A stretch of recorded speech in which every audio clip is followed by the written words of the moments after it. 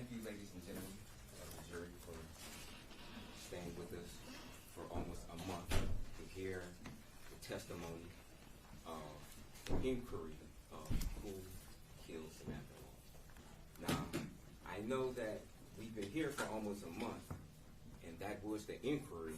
However, that question was never answered by the prosecution. Now, they want to say that the defense had a particular theory of what happened. Yes, we have a theory of what happened. Just like they stated, this is their theory. Now, as a defense attorney, do I know exactly what happened to Samantha Woll? No, I don't.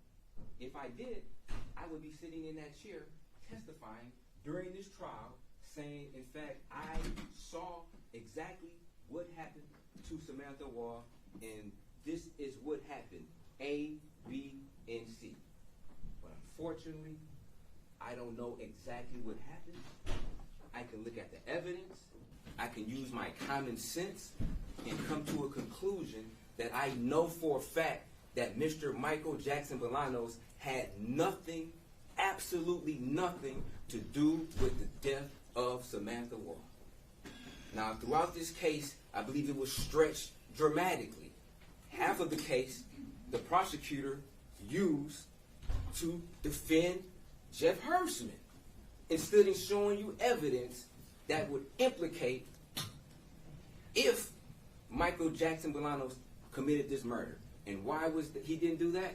Because he did not have evidence to prove beyond a reasonable doubt that, in fact, Mr. Michael Jackson-Bolanos killed Samantha Woll. This particular case, he states, is circumstantial. This case involves the wrong person who just happened to be in the wrong place at the wrong time. We first heard from Kevin Mull, who was their witness. He testified that at first he couldn't even see the body from 40 or 50 yards away. He didn't even know it was a body until he got much closer. Prosecution wants to imply that, oh, this scene was lit up so much you would have been able to see Samantha Woll from space. Their own witness stated he couldn't even see it. He didn't even see or notice the blood at all. He states that he did touch the body. He touched an exposed part of her back. He then went back to his wife. They called 911. He was then asked to do CPR, and he stated in his mind he did not think CPR would be necessary because she was already dead, from his opinion. Now, asked whether or not there was blood on his clothes, he said he doesn't believe so. Now, did he actually check? Was his clothes actually analyzed? Had his clothes been analyzed, would we find trace amounts of blood on his sleeve or on his elbow?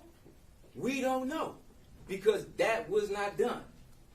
We asked Detective Sanchez about whether or not blood or clothing is analyzed from an individual, and he stated there was no reason, if a responding person or caller of 911 touches the body, there's no reason to believe that there should be blood or analyze this particular clothing. But what do we have? We have a contradiction.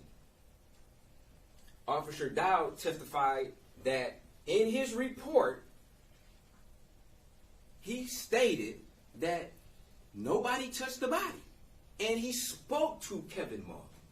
Now, I'm not saying that Kevin Mull is a liar, but you have two inconsistent statements about whether or not somebody touched the body, which Detective Sanchez said would be grounds in order to analyze that clothing to see if there was blood on that particular clothing. If you have two inconsistent statements, one from a responding individual and two from a responding officer who stated that nobody touched the body. He also stated that Samantha's door was open. We saw a picture of the body cam showing that Samantha's door was open, wide open. I don't contest that. In fact, her door had to be open. How would she get outside? She can't walk through doors. She had to open the door at least a little bit in order to go outside. He also stated that her arms were to her chest and that he himself was trained in CPR, and based upon his experience, he opined that if somebody were to try to check her pulse, it is very possible that in fact their arm could make contact with her body. She was laying there. Her blood was on her clothes, saturated. Blood on her hair. It is very possible if an individual is going to check her pulse on her neck, that their sleeve would make contact with her hair. Their sleeve could make contact with the back of her clothing and transfer blood from her to their garment. Officer Q, he testified and tried to convince us that in fact he arrived to the scene at 6:38, even though his body cam shows him at 6:49 and 53 seconds inside of his car. Now, one may say this is inconsequential on exactly what time he got there, but I suggest that this was a pattern. This was a pattern of law enforcement officers either making false statements about what they did in part of an investigation or not doing in a thorough investigation. Now, I walked Officer Q to this particular point and asked him, Officer Q, you see your body cam. It states 6:49, roughly 6:50, you're still in the car, correct? He said correct. There's no reason to believe that your body cam was not calibrated for the correct time, correct? Correct. And then I say, Officer Q, you got to the scene at 6:50, right? He said, no, got there at 6:38. In fact, and despite the evidence that's presented in front of him, he denies he got there at 6:50. A pattern. We next heard from Detective Zhu, who indicated that in his opinion there was evidence of a struggle, which the prosecutor fails to show you this particular clip, of a fruit bowl knocked over in the kitchen, fruit on the floor, that would suggest that this particular altercation originated in the kitchen. Now, how could it originate in the kitchen if she's laying asleep on the couch? At some point in time, she would have to get up from the couch, if she was sitting on the couch, go to the kitchen, and that's when the struggle started. He also tried to convince himself and us that, in fact, he tampered with evidence. He convinced himself that he removed her credit cards from her wallet and transferred them to a whole different area of this particular apartment and put them on the table. When I asked him, does that make sense for you to do that? He said, no, it doesn't make sense. And it had to be back and forth before he finally realized or came to the conclusion and admitted that, in fact, okay, maybe I did not do that. We have her purse, we have her car keys in plain view when you walk into the apartment. Soon as you walk into the apartment. Had this been a larceny, an attempted robbery, that's the first thing somebody's going to notice is the keys and the purse. Now, they want to insinuate that Mr. Jackson-Bolanos, in fact, did this. We know he was hitting cars. We know he has a history of cars. Now, if he wanted to steal her car, her key is right there. This has a panic button on the key. So if individual didn't know what her car was, they would be able to hit the alarm on there or the unlock button of this particular remote and get a signal from the car, in fact, what car that this particular key is associated with. Laptops, credit cards, money, nothing's taken. forensic tech Carrington Sheridan. Now, she testified that this is possible suspected blood. Do we know for sure what it is? No, we don't, because we have no pictures at all of the basement floor. And we know that the forensic techs, they weren't just on their own direction of what they did. They were being directed by the officers in charge at the particular scene of what pictures to take, what evidence to collect. Now, why wasn't this particular sink photographed? Why wasn't the floor photographed? I don't know. I would suggest that this was a lack of being thorough in their investigation.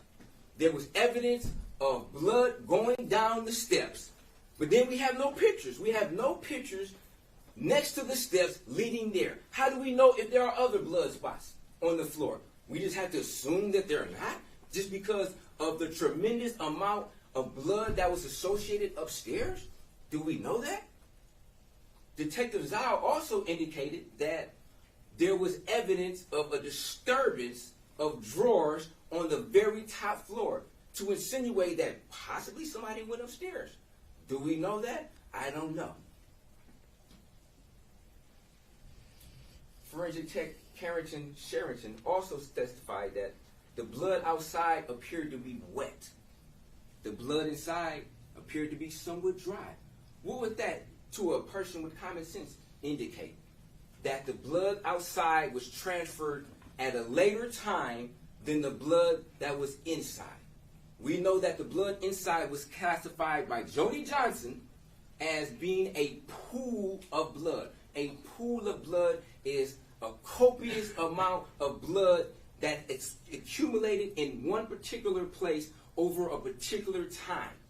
And this blood had an opportunity to dry by the time the forensic techs arrived to the scene, because this particular blood that was inside was transferred at a much earlier time than the blood outside. She also stated that there was a suspected struggle in the living room. Why do we think that? Joni Johnson also stated that. We have the pillow that's on top of the blood. That means that the blood was accumulated on the floor prior to the pillow being knocked on top of the blood, which would suspect that there was some type of struggle to knock that pillow off and for it to land on top of the blood.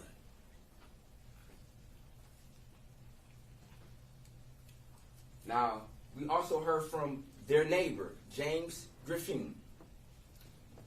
He testified that he doesn't remember or doesn't acknowledge hearing somebody scream. However, that's not what he said on the night of. We know for a fact that he was trying to convince himself that, in fact, he did not hear the assault of Samantha Woll. Said he went outside around 1:20ish to walk his dog. He says he routinely goes out there around 12:30. This particular night was an hour later. He heard a very distinction of a woman originally screaming, saying, don't hit me no more. Don't stab me. A direction from the Joliet area. He never said anything about sound bouncing off a building. He never said anything about thinking it was somebody striking. He stated that he was feeling guilty for the last 24 hours, feeling callous for the last 24 hours because he knew in his heart. And then he tried to deny he said that. But then when confronted with the truth, he had to admit, but he wanted to explain it. It was obvious from his passion and his emotions on the body-worn camera what he actually felt. He also stated that the walls are so thin in these apartments that he just assumed it was somebody else's responsibility. It wasn't his responsibility, and it was eating him alive.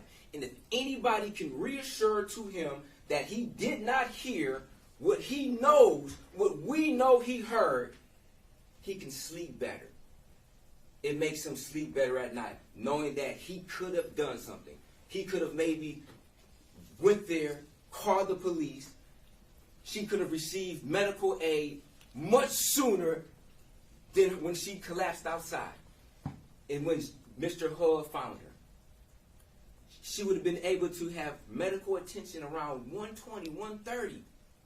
We wouldn't be here right now. We definitely wouldn't be here with an innocent man being accused of a murder he did not commit had she got that particular aid when she was originally assaulted. We then heard from Paul Spurgeon. What did he say? In regard to Samantha Woll, she did not sleep on her new couch since moving into Joliet.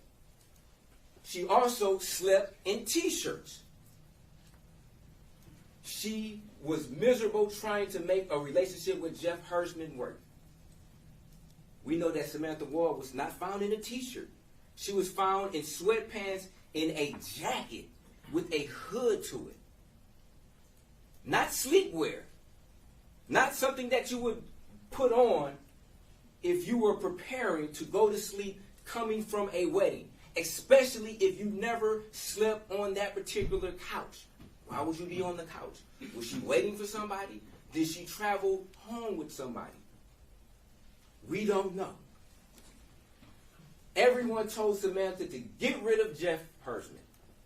We also know that she went to Utah to clean him out of her system. But after she returned from Utah, she was still in contact. Paul Spurgeon confronted her about that. He expressed his feelings as a friend to her about, why are you still dating this guy?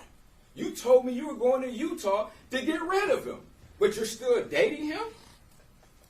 We know that Samantha Woll was also self-conscious about things. So she didn't want the criticism. She wouldn't keep telling Paul that, in fact, she was still involved with Jeff Hersman after he confronted her about it. We saw that type of behavior in regards to Bob Becker, Robert Becker. He testified that she never told her parents that she was sexually active with him because he was not Jewish. And the type of criticism that she would receive from her parents for dating somebody and having a sexual relationship, even though they had sexual chemistry, because he's not Jewish. She was also self-conscious about a lack of employment at that particular time. She also uses heart emojis with everyone, well, almost everyone. He stated that she sent a heart emoji at 1 o'clock to a David Wilkinson. Also, Aaron Pergament was out of her league. He would want a relationship. He called her all of the time. Stated that he was, quote unquote, in sales. Was very aggressive with his communication with her on the frequency on which he called. Paul Spurgeon said it could have been due to just the nature of his employment. We don't know. Now, Jeff Hersman, the individual which the prosecutor put his defense hat on in order to try to convince us that Jeff Hersman is innocent. He wouldn't harm a soul. What do we know about Jeff Hersman? He admitted to being a pragmatist, meaning that he operates in a very methodical and analytical way. He also stated, contrary to what the prosecutor said, he stated himself, he had motive. He had opportunity. And he was trying to outsmart individuals, a.k.a. i.e. the police. The motive. Samantha Woll broke up with him. He was upset about that. And not only did she break up with him, she rejected him multiple times. He stepped out of his comfort zone, out of his bubble, to change certain character traits that he exhibited. He analyzed himself and said, hey, I have these particular flaws in me. I'm going to correct those flaws in an attempt to win Samantha Woll's heart over. What did she do? She rejected him. How would that make him feel? Not happy. Certainly not happy. Especially when he finds out that she's dating multiple individuals and in his mind feels that he's smarter than them. They don't compare to him. Aaron Pergamon doesn't compare to Jeff Hersman. We saw Aaron Pergamon. We saw Jeff Hersman. Aaron Pergamon is, between me and you, he is out of her league. He's much older. He's friends with her parents. Now, how would that make him feel? He doesn't receive emojis.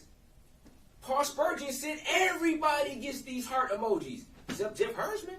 He said he doesn't get them. How would that make you feel? Your girlfriend sending heart emojis to everybody else except you? Even despite your attempts to win her heart over? The opportunity. Absolutely, he had the opportunity. Because he was trying to outsmart individuals. He leaves his phone at home. He can walk there. He's an avid walker and runner. He's an avid bicyclist. Now, why didn't the detectives know anything about this prior to me asking these questions on cross-examination? Their lack of doing a thorough investigation, even though they want to give this impression that they left no stone unturned. But I surmise to say that there are a lot of stones that were left unturned, not even looked at, such as any stones that have been in the fire pit. I don't think they knew anything about this fire pit until I asked about this fire pit. Then all of a sudden, yeah, we knew about this fire pit, but we don't know whether or not there's any remains of clothing in this fire pit, any use of accelerants in this fire pit, any acknowledgement that this fire pit exists,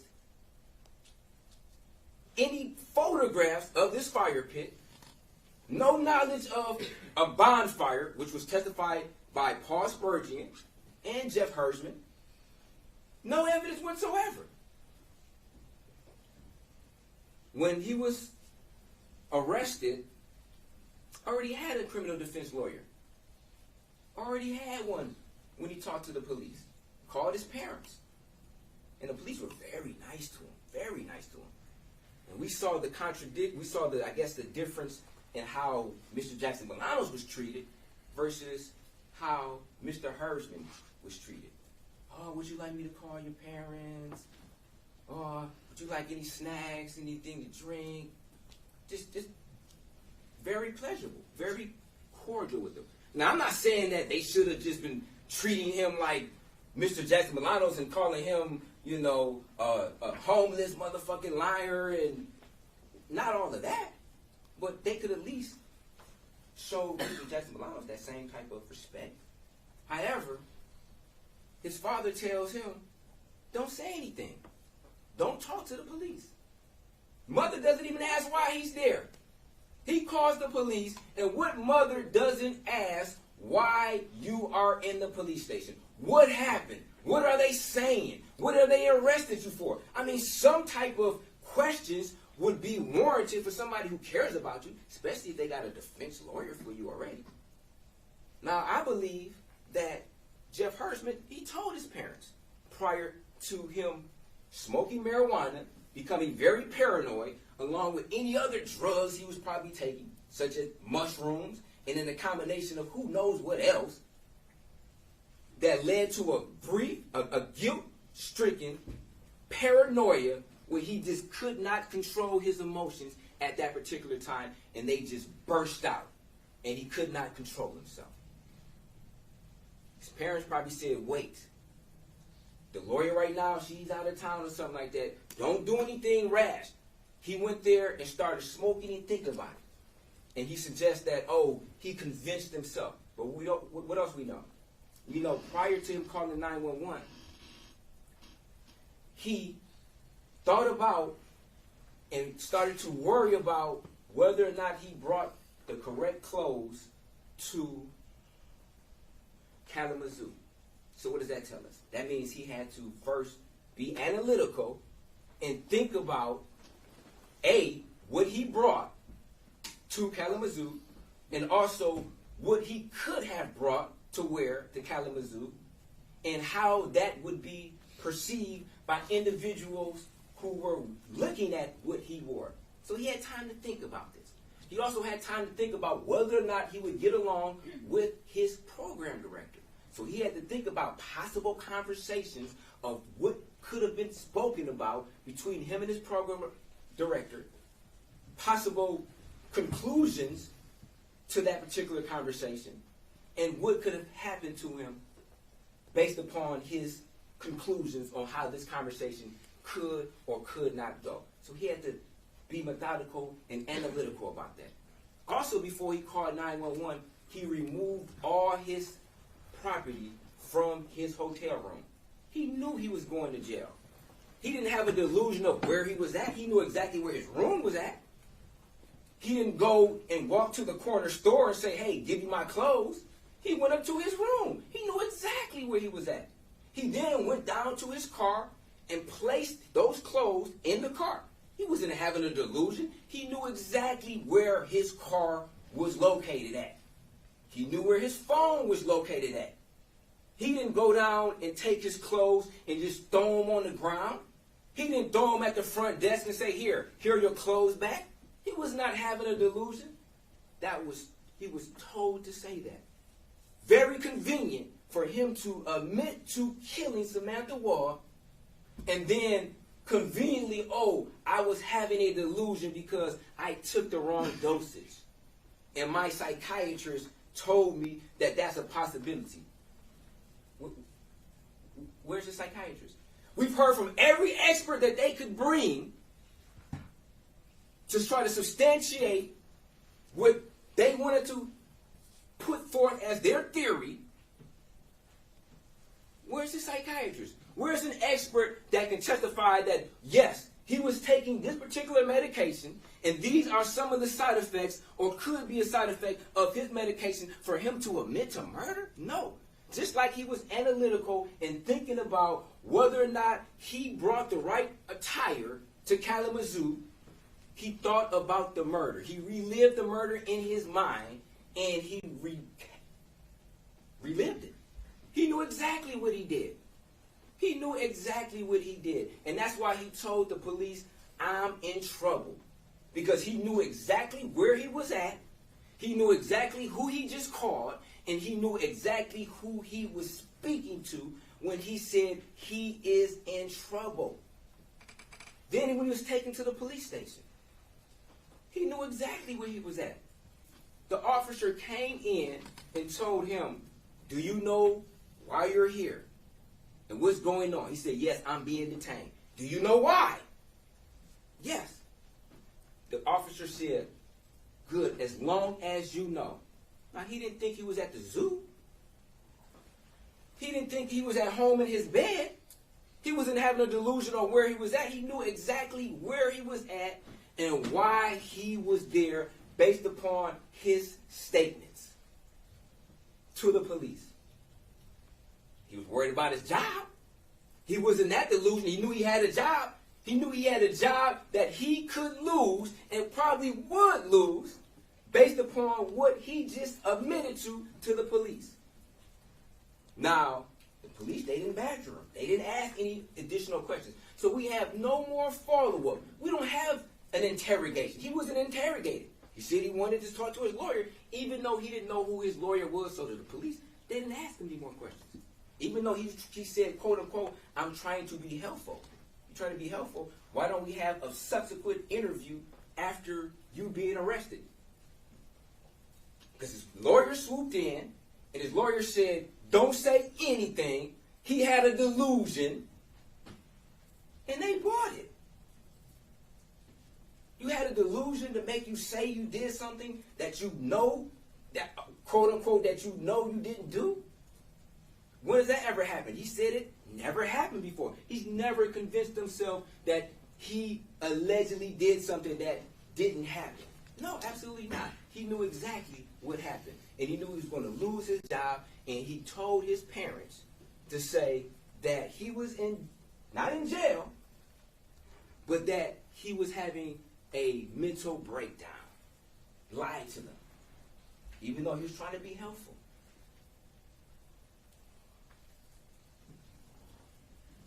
Now, they want to say that, oh, this is a seatbelt cutter. This is a knife. This is a knife. It's a blade. Now, why wasn't this blade submitted to forensic tech Sekadat in order for her to do her trace analysis? Why wasn't the fibers even collected from this particular knife, let alone submitted to Sekadat in an attempt to see, A, whether or not the fibers that were contained in this knife actually could match the fibers that were removed from Samantha Woll's clothes?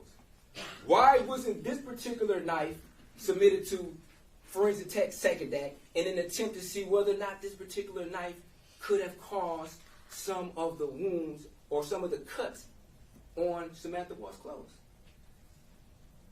Why wasn't this particular knife submitted to forensic tech Sekadat?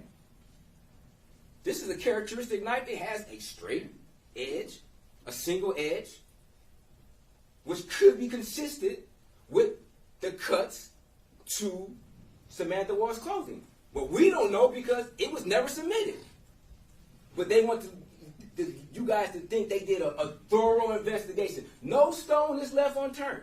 This knife was never submitted. We have multiple pictures of Samantha Woll throughout Jeff Hersman's apartment. Now, we saw inside of Samantha Woll's apartment, and you will be able to see from exhibit number 10, the pictures of her wall. Not one picture of Jeff Hersman. Not one picture of Samantha Woll and Jeff Hersman. Jeff Hersman goes from room to room being reminded of Samantha Woll, looking at these pictures. We don't know what's on the back of these pictures. I mean, I'm not suggesting that there is, but could be some language on the back of the pictures. A plethora of prescription medication that who knows what the results of what combination he was taking. We have a bag of whatever type of pills that's not in the prescription, that's technically illegal to have pills out of their prescription bottle. This wasn't analyzed. We don't know what type of pills those are. We have mushrooms that he's taking in combination with a plethora of prescription medication. We have a bike that we know Mr. Hersman is an avid bicyclist. Why wasn't this bike analyzed? Why wasn't it a closer picture of this bike? Did they even know Jeff Hersman rode a bike? Why do I have to flush these out? Do we know what Jeff Hersman was wearing on the day of October 21st? No. He indicated he went to the synagogue. Why wasn't anybody interviewed from the synagogue to see what he had? Why wasn't video extracted from the synagogue to see if Jeff Hersman was even there and what he was wearing? Detective Sanchez indicated, had he known what Jeff Hersman was wearing, then yes, they would have went and tried to locate that same clothing from his house and analyzed it. And why did they know what he was wearing? Because it was not a thorough investigation. Stones were left unturned. Now, as far as his location, where was Brian Tosis at with his nice map to show that, oh, we know that he was at this particular location? Where was Sarah Markle at to say, oh, I analyzed his phone and these are his phone records that would indicate he was listening to a podcast? Where's that evidence? He was listening to a podcast that night. Convenient. Now, his phone may very well have been tuned to a podcast, but he was in there listening to it. But yet we don't have that information at all. Even though they spent all of this time trying to convince us that Jeff Hersman didn't do the murder. He put on his defense hat and he went to work to try to convince us that Jeff Hersman could not have done it simply because his phone wasn't there? Is that it? Because your phone is not there? We heard from Sergeant Martinez, who indicated in his search warrant affidavit, he even stated that individuals leave their phones at home in order to detect their phone being located prior to committing a crime. We have gloves.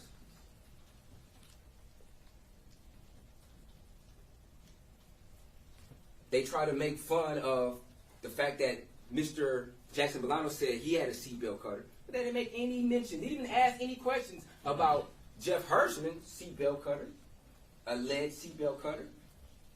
I don't know if during their preparation, the prosecutor, his attorney, and him, during their preparation, maybe that was not brought up. But Jeff Hirschman did testify, and it was obvious that he was giving suggestions on what to say. Not just the truth. Say these things. Say you were delusional. Say you don't remember. Say whatever you do, don't say the truth that you killed her. Don't say what you already told the police. They gave him use immunity. And what is use immunity? Use immunity means that no statement that he states on the stand can be used against him. He has immunity against that. So if he got on the stand and said, yes, I did kill her, I want to finally come clean and clear my conscience, they would not be able to use that statement against him. But why not give him transactional immunity? If you really believe he's so innocent, why not give him transactional immunity, which means that we cannot prosecute you at all during this case for the death of Samantha Woll, period. And you know why? Because I think they deep down may have had some reservations on how sincere Mr. Hirschman was when he tried to recant his statement. It's like, why would somebody admit to something they didn't do? And this was, the search of his house was done on November the 8th. Weeks after the death of Samantha Woll. He could dispose of whatever type of evidence he had. Burnt it, threw it in the trash, drove up to Kalamazoo and threw it on the dump. I mean, he could have did anything with it. They didn't search his house then, on the day afterwards, and they'd be like, oh, we didn't have any probable cause. He had individuals who testified or told the law enforcement that he was depressed and he was not all the way there mentally, and they had concerns about Jeff Hirschman's mental status.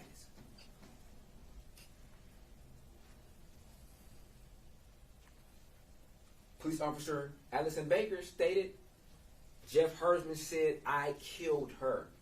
Despite the prosecution trying to, I guess, somewhat impeach her, she told the truth. Now, I can't say the same for all of their witnesses, or even most of their witnesses, but she was honest and she told the truth despite. She didn't have to look at the prosecutor for approval and see if he was shaking his head like, yeah, say this, or shaking her head. We saw that. We saw the prosecution shaking their head throughout this particular trial, where witnesses are testifying, trying to signal to the witnesses on how to testify. Similarly, when Jeff Hirschman was testifying, kept looking to the prosecutor, kept looking to his attorney in the back row, looking for approval on what to say, not just answering the questions. And then when confronted, what did he say? You got me. No, I'm not trying to get you. I'm trying to get the truth. We're trying to get to the truth. My job is not to get you. That's the police's job, to investigate who did this and come to a conclusion. And if the evidence shows, which I believe it does, that you had some type of involvement with it, then they arrest you, and then they charge you, and then you go to court and fight for your rights.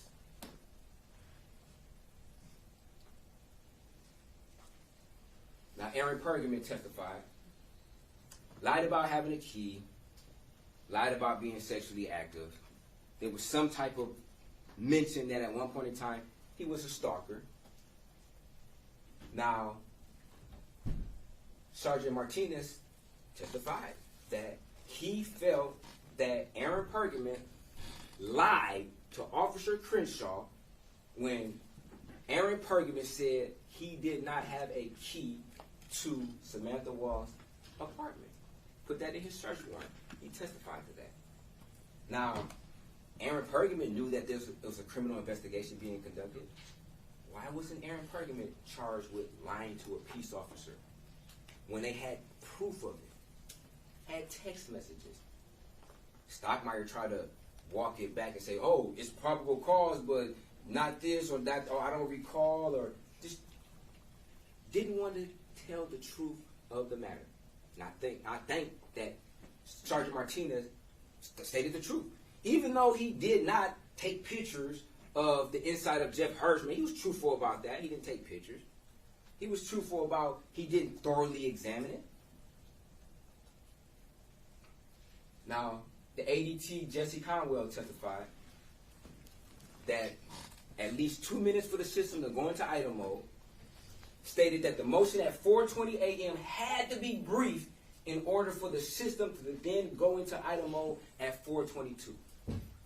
We know that there was motion that was detected at 12:32 in the a.m., and from 12:32 to 1:24, there had to be constant motion because the system never went into idle mode for this period of time. For almost an hour, there was constant motion. They also indicated that, for the prosecutor, they stated that, oh, if she was on the couch, the system wouldn't detect it. So therefore, the system would go into motion from 12:32 to 1:24. There had to be some type of constant motion between 12:32 and 1:24 to prohibit the system to going into motion. And then the system goes into idle mode at 1:24. Dr. Krum, she testified. Now, some of her testimony was a little bit disingenuous, and I'm going to tell you why. Because, for one, in her autopsy, which you'll get a copy of that, she did not document the depths of the wounds. She also did not indicate the smaller arteries or vessels were severed at all. Why is that important? She testified on June 13th, the same day after Dr. Dragovich provided his report. Now, of course, both sides had to get an opportunity to look at these reports. The prosecution then looks at this report, sees the deficiencies in her autopsy, and tries to rehabilitate her on the stand by asking poignant questions, which Dr. Dragovich points out in his report about what she didn't do. So he then asks her the depths of the wounds on the stand, and she just makes up these numbers. She just makes up these numbers. They weren't documented, they weren't measured, but in an attempt to show or try to prove and mislead you guys that she did a thorough investigation or a thorough autopsy, she just says these numbers. She also has nowhere in the autopsy report that's any indication that there was any arteries or vessels that were severed at all. That was also in the report. That question was asked, trying to rehabilitate her. No defensive wounds. Also stated that these bruises could have came from punches.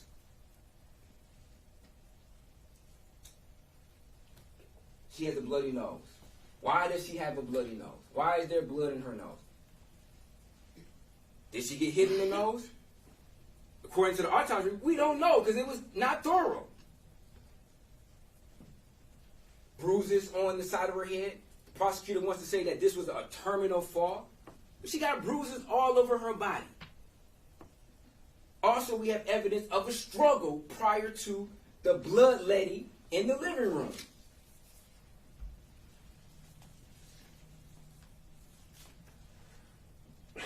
How do you get bruises on the inside of your arm? Is that conducive with somebody trying to grab your arm? To try to control your arm? Is it?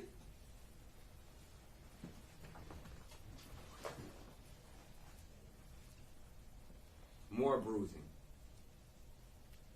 More bruising. She got bruises all on her body. Now, this particular image is rather important because, for one, this would suggest that somebody was over her, on top of her, to strike her in the back of the head, I believe she was stabbed first in the throat, stabbed 3 times in the neck. She then fell down or bent down on her knees. Somebody then came over top of her to hit her in the back of the head. This is a crime of passion. She wasn't a threat at that particular time. Somebody had the distinct intent to murder her, to stab her in the back of the head, to stab her in the back of the neck. Dr. Dragovich indicated that these wounds would indicate that there could be a loss of consciousness and then a later possible regaining of that consciousness. Stated that she had an incomplete autopsy. Autopsy report did not make any mention of whatsoever that there was a severance of any major blood vessels, could mean that that person could survive for hours. There was no indication of what was the final thing that killed her at what particular or when that could have happened. Based upon his reading of the autopsy, he could say that it's very possible that she could have been stabbed, assaulted much earlier, lost consciousness in the hallway, in the pool of blood, and then regained consciousness some time later, triggered the motion, and then went outside. No wounds that were indicated as far as their deaths. Stab wound to the back of the head possibly resulted in a loss of consciousness. Failed to document whether or not there was any compromise to the respiratory system with an analysis of the lung tissue sampling, but did note that there was hemoaspiration. But also noted that the respiratory system was unremarkable, which means normal. That's a contradiction. Like, which one is it?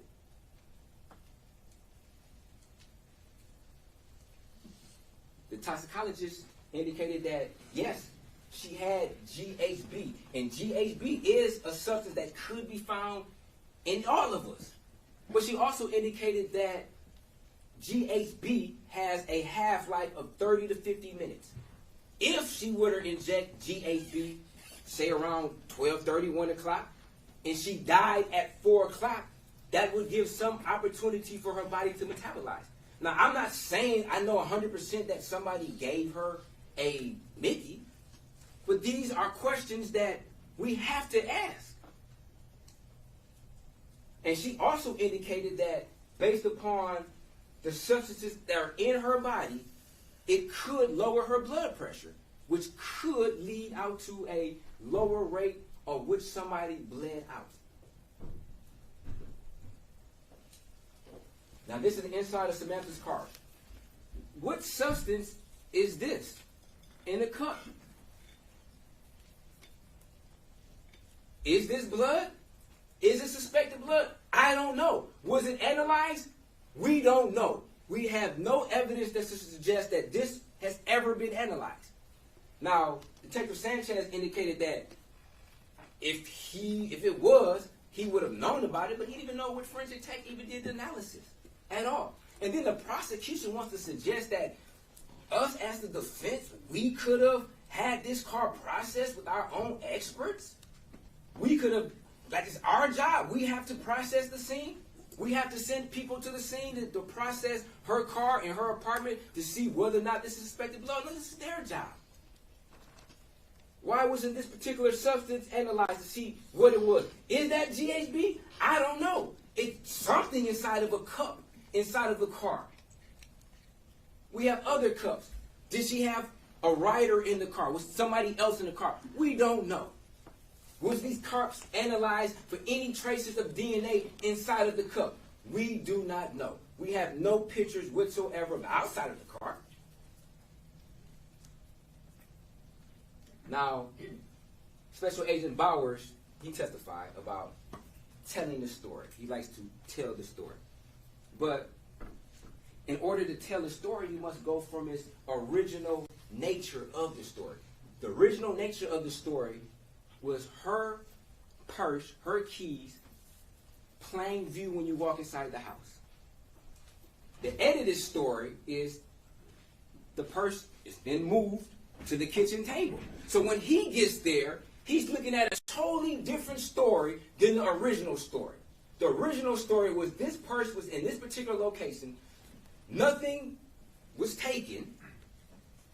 Obviously, things are of value in plain view. Laptops, wallets, car keys, credit cards, money.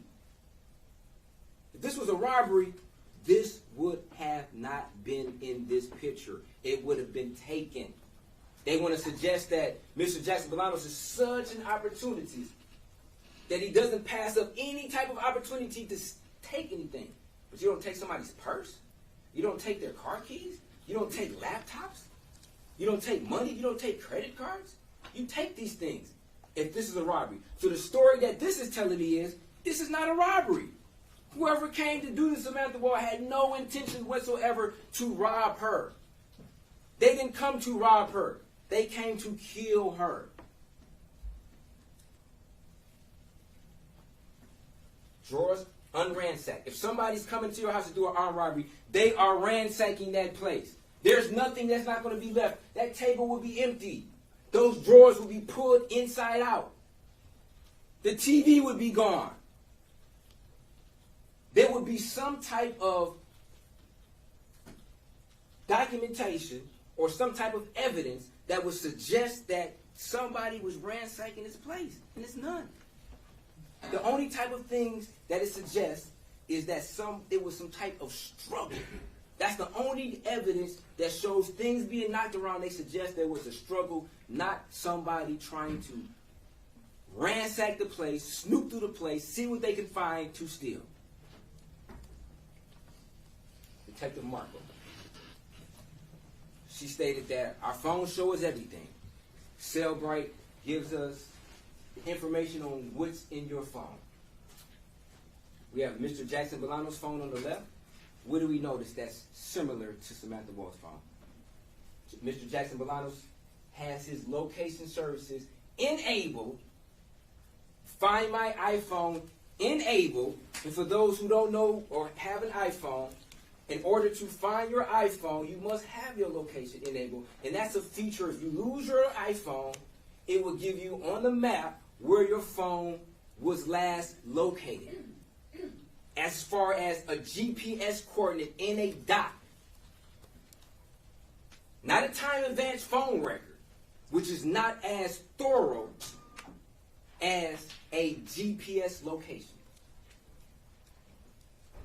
We have Samantha Woll's GPS location. And why do we have Samantha Woll's GPS location? Because her phone location services were enabled. Her Find My iPhone was enabled. Why don't we have Mr. Jackson-Bolanos? They both had an iPhone. They both had their location enabled. Why don't we have any GPS for Mr. Jackson-Bolanos at all? We just have time-advanced records that place them in the location. But we can place hers exactly where her phone was at.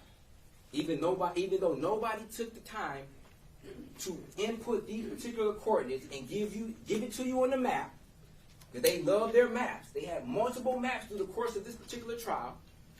Why wouldn't they map this?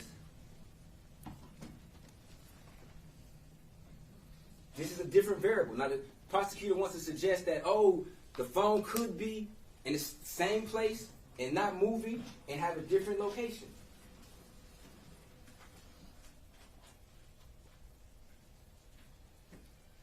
These are device lock status. The device was unlocked, locked, unlocked at a particular time. What's happening on this phone at these particular times? We look at her hands. Her hands are covered in blood.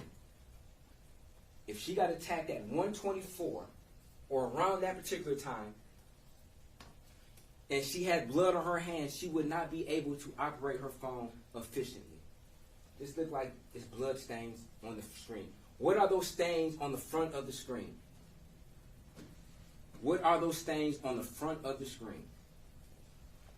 And if any of us have ever tried to operate our phone with water on our hands, lotion on our hands, or any type of wet item on our hands, it makes it sometimes impossible to utilize the phone in the fashion we would want to. Her camera comes on at 1:24. Was this an accident? Did she try to unlock her phone and accidentally put her camera on? The camera doesn't have an end time. So was the camera just on in the background? Was the camera just on? When the police got it, was the camera on? Because the camera never closed down. She operated the camera, which I believe was a mistake on trying to unlock the phone, and the camera never ended.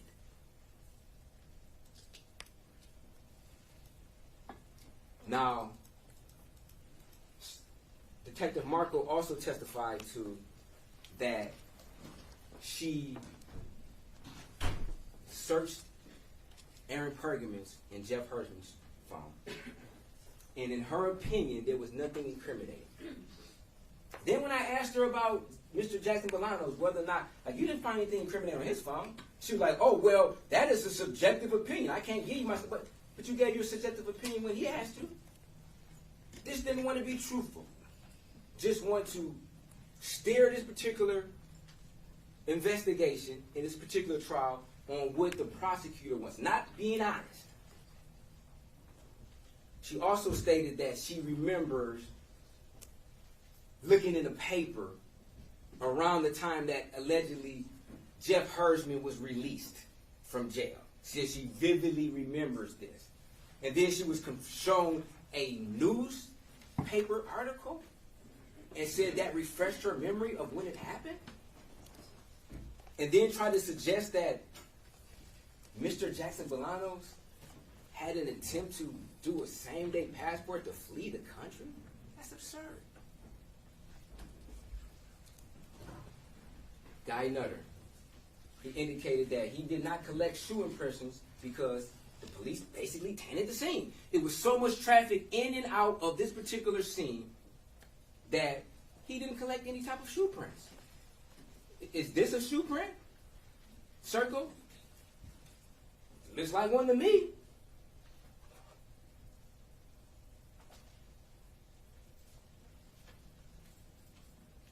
Tony Grocery. Now, she stated that this jacket was quote-unquote water resistant, even though nowhere in her report that she indicated this, but she just conveniently gets on the day of trial and says that, oh, I sprayed some luminol on there, and therefore I determined that this jacket has some type of water-resistant qualities. What about the rest of his clothes? What about the rest? What about the hood that they took? What about his face garment that they had? What about his pants? What about his shoes? What about every other piece of garment? Were those also water-resistant? Why was any traces of blood on there? And obviously, this particular garment had to have some type of capability to have and absorb the blood, because they state, even though we can't see it with our naked eye, even though multiple people testified that they couldn't see this blood with their naked eye, but they said the blood was there. So obviously, this particular garment had to have some type of saturation. So it can't be 100% waterproof or resistant. We show markings on it right now. They're able to draw on this particular jacket. Obviously, this jacket had the type of material of which somebody could illustrate some drawings, some markings on there, and some type of absorbing on the sleeve of blood. Then we had Joni Johnson. Now, I believe the blood tells the story in this particular case. We already know that there's evidence of a struggle in the kitchen. This is where it started at, in the kitchen. Samantha Woll was not in the living room where this altercation started. Now, she may have ran to the living room in an attempt to maybe get her phone and being followed and pursued. This is the living room. What does their own experts say? The saturation and transfer stains of the living room rug and pillows indicated a blood-bearing object contacted these items following the bloodshed event. So what does that mean? That means there was a blood-shedding event. Blood left Samantha Woll's body, and then there was a transfer to the rug and pillow after, which would substantiate what Forensic Tech Surgeon said, that it's a possible struggle inside of the living room because the blood happened first and then the pillow fell on top of the blood.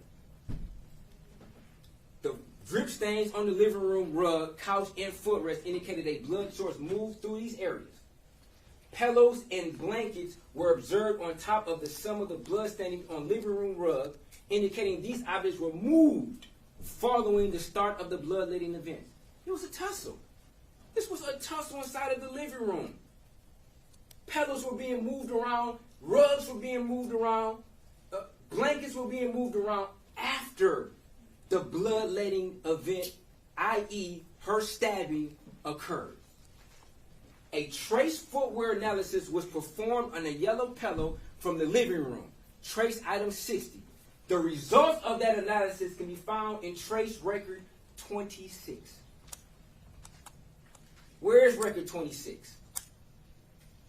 There was an analysis of the pillow, of the footprint, that was recorded in a record. Did we hear anything about record 26? Did we hear about anything about an analysis of any type of footprint? We definitely know that Mr. Jackson-Bolanos' shoes were seized and recovered from his house. I can guarantee you his shoes were used in this analysis. They didn't want to tell you that. And had his shoes matched this particular outline on this pillow, they would have had somebody sitting in that seat emitting record 26 as exhibit 125, and they would have published record 26, the findings of this particular shoe contributed to these particular stains on the living room pillows.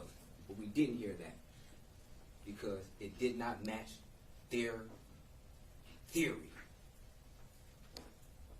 Not about the truth with them. We also heard from Joni Johnson, who indicated the projected pattern on the bathroom door indicated blood was ejected under pressure onto this area, which occurs with some wounds to the neck that include breaches to the circulatory system. So based upon their expert, there was some type of breach to the circulatory system that would have projected blood out. If somebody's stabbing somebody in the neck, blood will be projected onto them. Not just the wall. They want you to believe that, oh, this projection happened after, quote unquote, Mr. Jackson-Bolanos left the apartment when he was down at Greektown. Then she started projecting blood. No. Pressure. Once pressure is penetrated, then that blood immediately comes out. And that blood would have came out and it would have touched and went on whoever committed this particular murder. It would have been on their pants. It would have been on their coat. It would have been on their shoes also. Also, when the person was down being stabbed in the head, their blood would have been projecting onto their shoes. Their blood would have been projecting onto whoever did this, their pants. Because their head is down at that time. That's the only way you can stab somebody in the back of the head. That's the only way you can stab somebody in the back of the neck. They have to have their head down and you're over them, stabbing them in a crime of passion. Meanwhile, blood is projecting onto the person's shoes, pants, and all types of garments.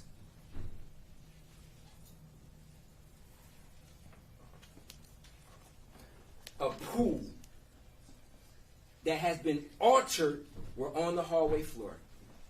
This indicated a blood source was in this area for a time and actively bleeding. They want you to believe that Mr. Jackson-Bolanos went in there, stabbed her 3 times in the side of the neck, 1 time in the front of the neck, 2 times in the back of the head, 1 time in the back of the neck, changing positions, getting over her, changing positions, tussling with her. And then he walks out, and then she walks out right after? She stumbles out right? No, she fell in the hallway. She lost consciousness, and she accumulated a pool of blood in the hallway. Their own experts said that this had to be some time. Now, she didn't know exactly how long. Why didn't he ask her those questions? Why wouldn't he ask her those questions? How long do you think the body, because it does not fit his narrative. It does not fit his narrative. That is a very common sense question to ask somebody when you're looking at this pool of blood. When I first saw the evidence, way before this trial even started, I was able to look, and I'm no expert, but you can look at this hallway and see that somebody had to be laying in this pool of blood for an extended amount of time in order for that blood to be accumulated at that amount. And this altered, what does she say the altering could be? Moving throughout the blood. Somebody laying in the blood and trying to get up. Their legs is moving. They're semi-conscious, a.k.a. what Dr. Dragovich said, could have been regaining consciousness. These are her pants. Her pants are saturated in blood. She never got stabbed in the leg. Why would her pants be saturated in blood? Because she was laying in the pool of blood for an extended amount of time prior to getting up. This is Samantha getting up. This is Samantha. This is the story that the blood is telling us. Samantha is getting up. Transfer stains. Swipes. We asked a very specific question to Joni Johnson, who indicated these could be conducive of somebody who is laying in the hallway, using the wall as a brace to get up after being in the hallway for an extended amount of time. That's exactly what happened.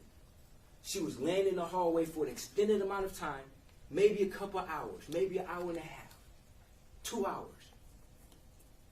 And then she rose up. She gained her consciousness. She used the wall to get up. Got fingerprints on the wall, transfer stains, swipes on the wall, all conducive with somebody trying to get up. More fingerprints. Using the wall to brace herself. She stated we have footprints going in both directions. This is important because after she got up from laying in the hallway, she triggered that motion. She got up, walked towards the back. She probably didn't have all her senses with her. She just got stabbed multiple times. She was just unconscious for multiple hours. She lost a great deal of blood, but she was a fighter. Samantha Woll was a fighter. We heard that. Paul Spurgeon testified to that. She's a fighter. She had that fighter spirit. And the last bit of energy, she woke up, tried to maybe look for her phone, could not find her phone at that time, and said that I need to go outside. I need to go outside to try to make it to my neighbor's house.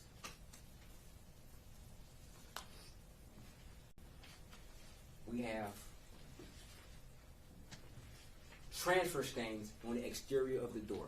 We know the door was open, right?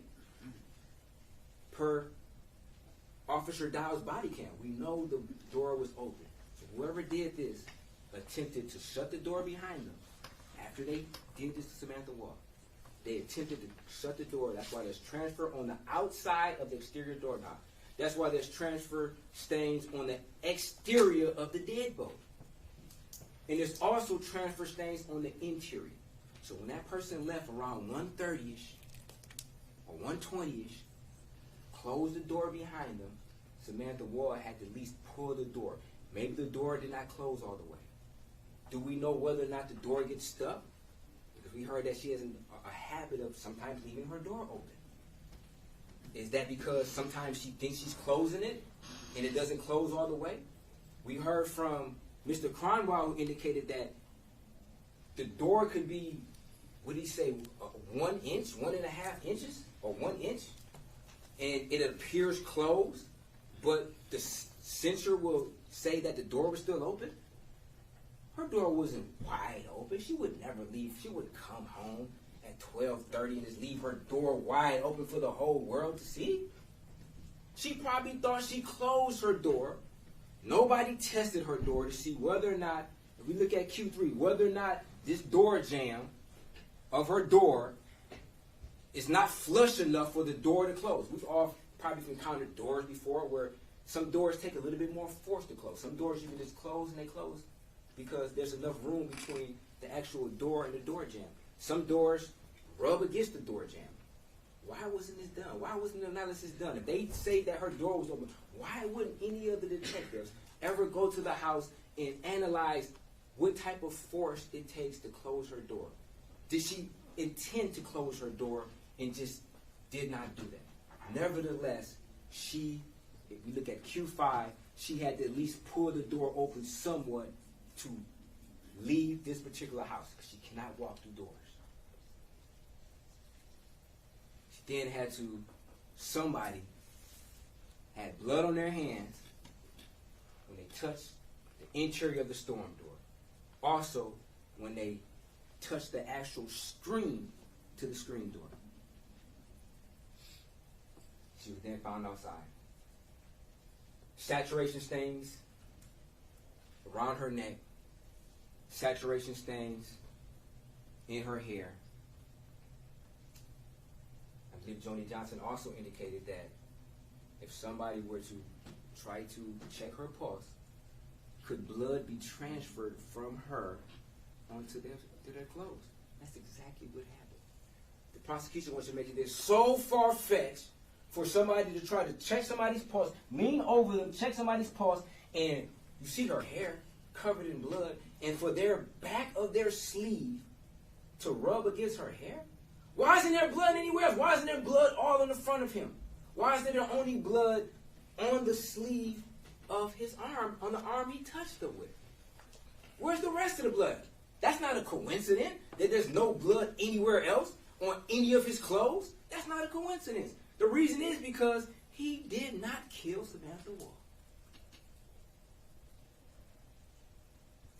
Brian Tosis testified that all he can say is, oh, Mr. Jackson-Bolanos was in this particular area.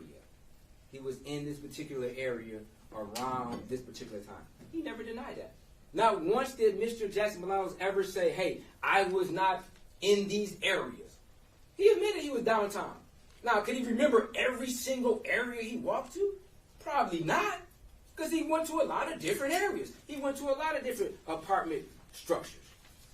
Did he ever go in any of buildings? Absolutely not. Absolutely not. Now, where is the time advance records for Aaron Pergamon? Where is the time advance records for Jeff Hersman? All we have is time advance for Mr. Jackson-Bolanos. But they did such a thorough investigation. We didn't see it, even though they spent half of their time playing defense lawyer, criminal defense lawyer, defending Mr. Hersman. Trooper Alex Martinez, like I stated earlier, he testified, somewhat truthfully, I believe, that, in fact, he believed that Mr. Pergamon was lying about having a key, even though Mr. Pergamon was not charged, with lying to a police officer. He also indicated in his search warrant that people leave their phones at home. Of course they leave it, especially if you're trying to outsmart somebody, especially if you've got an analytical mind and you're trying to outsmart people, you're going to leave your phone at home. Everybody knows in 2023, 2024, that your phone can be located to a particular scene of the crime. Everybody knows that. Everybody knows that. Brett Foreman sure knows that. He testified, and I'm not suggesting Brett Foreman did the killing, but just that type of mentality that the police wouldn't, I guess, look a little closer on. Now, in regards to Brett Foreman, I mean, I think it's kind of odd for you to say, hey, if I would have did this, if this is your friend who was murdered, and then you start to hypothesize and say, hey, if I was the killer, I would have went to the movies, and I would have bought a movie ticket with my credit card, and I would have left my phone at the movie theater so my phone wouldn't be detected. That type of mentality, that's not just lost on Brett Foreman. Jeff Hersman has that same type of mentality. Has that same type of mentality on how to get away with murder. Now, they say they had all these cameras. Where are the cameras at? Of his streets. They had no cameras whatsoever. They had no video footage whatsoever of whether or not these ring cameras or cameras would even pick Jeff Hersman leaving his location. And if he's trying to outsmart somebody, would he just walk out the front door and turn on his porch light and walk out? No. He would probably go through the back door. Did they check that? Did they check any houses around the back doors? No. Not at all. And they were also looking for license plate readers. So if he doesn't drive his car, then he's not detected at all. If he rides a bike, then He's not detected.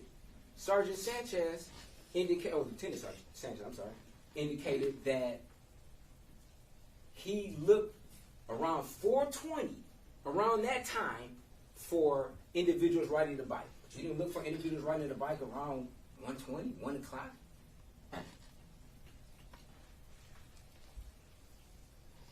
Here we have video surveillance. Sergeant Lash Sullivan. We have video footage of Mr. Jackson-Bolanos avoiding confrontation. We have individuals on the top of the screen who's walking out. Mr. Jackson-Bolanos did not know whether or not these individuals knew he was breaking into the car. He avoids the confrontation. He walks away and he hides. He's hiding. He's not confronting people. He's getting away from people. He doesn't want a confrontation. After he takes some time of hiding, he then emerges. He's walking back.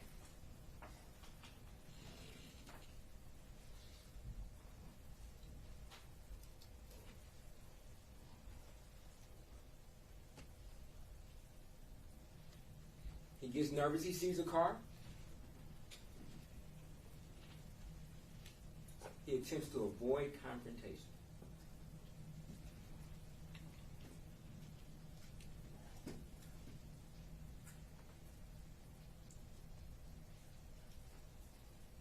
Doesn't know whether or not these individuals were the ones who were walking. He doesn't know whether or not he was seen going into cars. He's avoiding confrontation.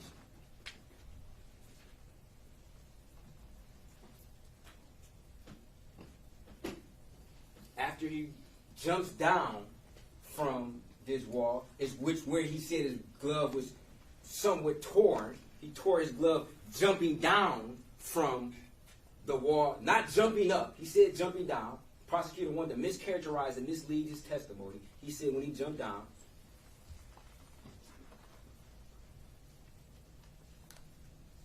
He's starting to run. He's running. He's avoiding confrontation.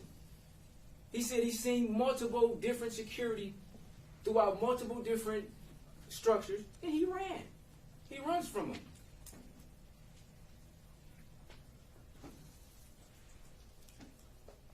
Here we have Mr. Jackson-Bolanos again, running. Avoiding confrontation. Looking over his shoulder. He's avoiding confrontation.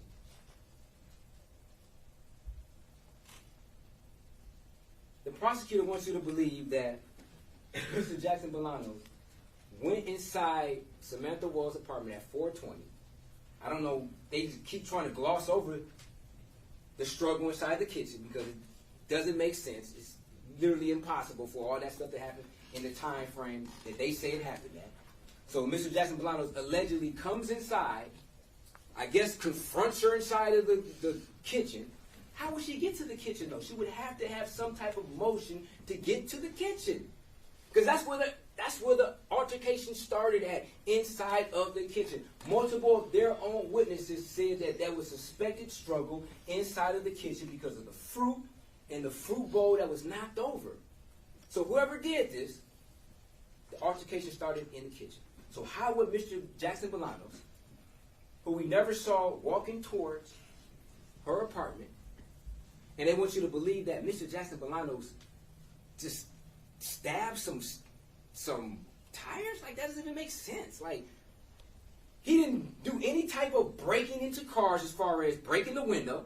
He hit some handles. Yes, he did. He opened car doors. If the door was locked, he moved on. He didn't use any type of breaking as far as breaking the window, picking the locks, anything of that sort.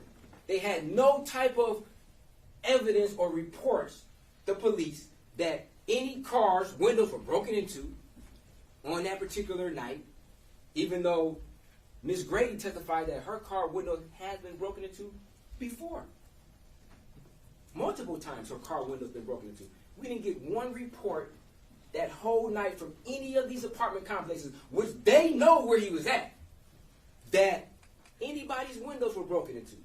Especially not any tires were slashed. That doesn't even make sense. Were they just trying to say he was just a slasher? He's Jason? He's Freddy?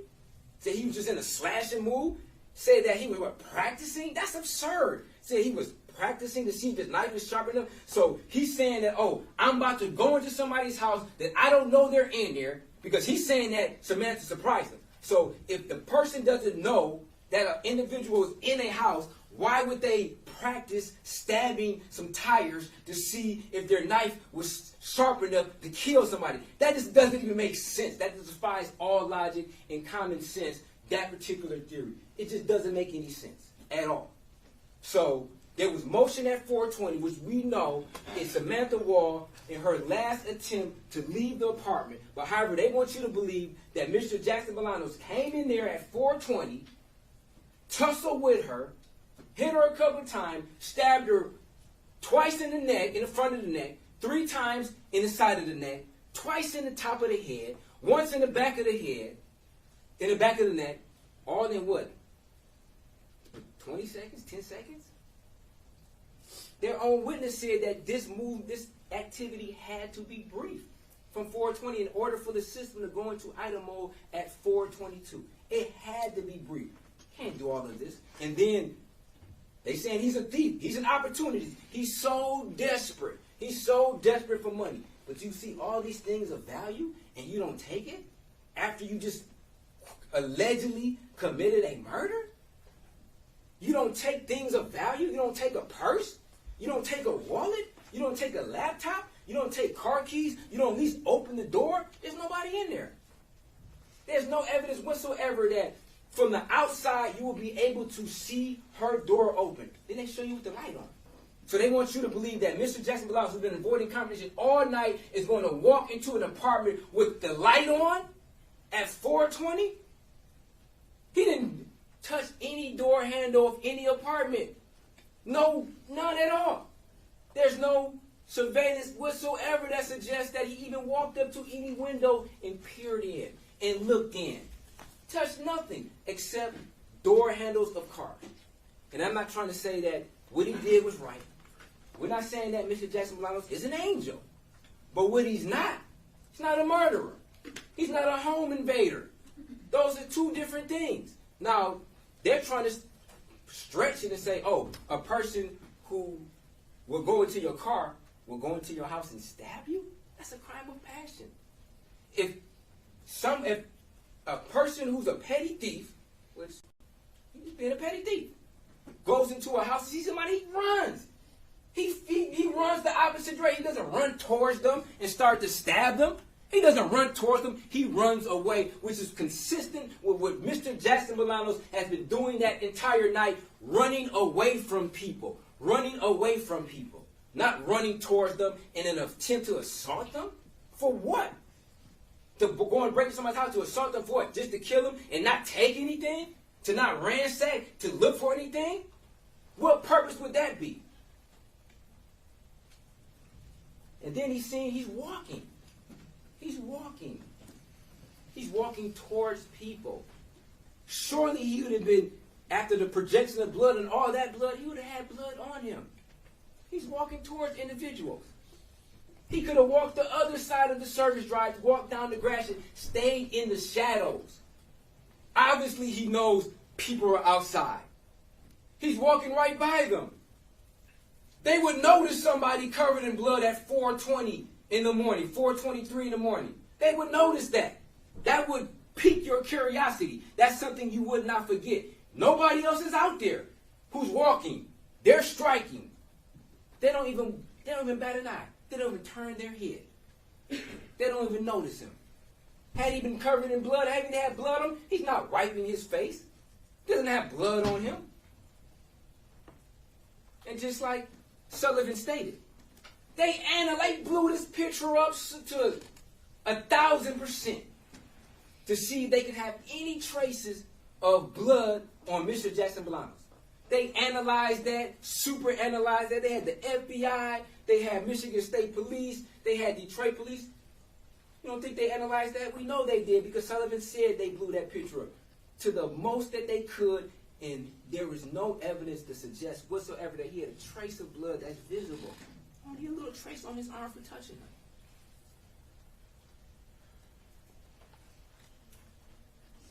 her. Zoom in. And this is me zooming in on a PC. Like, I don't have any special capabilities. He walked right past the casino.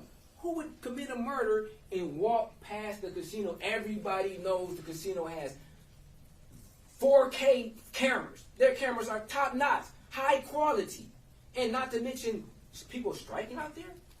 And then you walk by all these known places that have cameras, 36th District Court.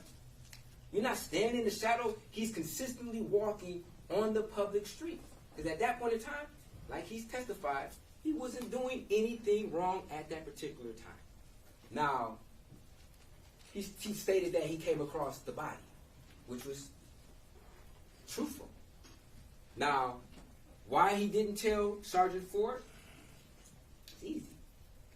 Sergeant Ford implying that they had his phone going past the threshold. So in your mind, you know you're out there doing wrong. You're already a thief. They already labeled you as a criminal. And then they're trying to imply that you went into somebody's house. They're trying to say that they have evidence of you going into somebody's house. Of course that'll put you on the defensive. What are you going to say? I shot her? What are you going to say? I killed her? I raped her? That's what be going through somebody's mind. If you're implying that I went into her house on somebody I know I seen outside, if I tell you like I touched her, or you're like, yeah, I know you touched her because you went inside her house, and he'll be in the same position he is right now. He'll be in the same seat he is in right now. The same position he is in right now had he told him. He's then walking. Obviously his phone is illuminated. He's on his phone. He's texting somebody. And then he states that he looked at the blood on his hand. His hand felt sticky. He touched Samantha Woll. He looked at his hand. The prosecutor would say he looked at his arm. And he didn't. You can't even look at your arm like he didn't do all of that. He looked at his hand. His arm was extended because he looked at his hand.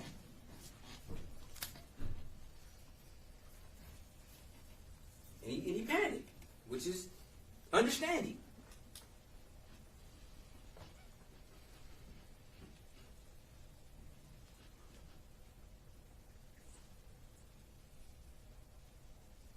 And then he starts to walk again.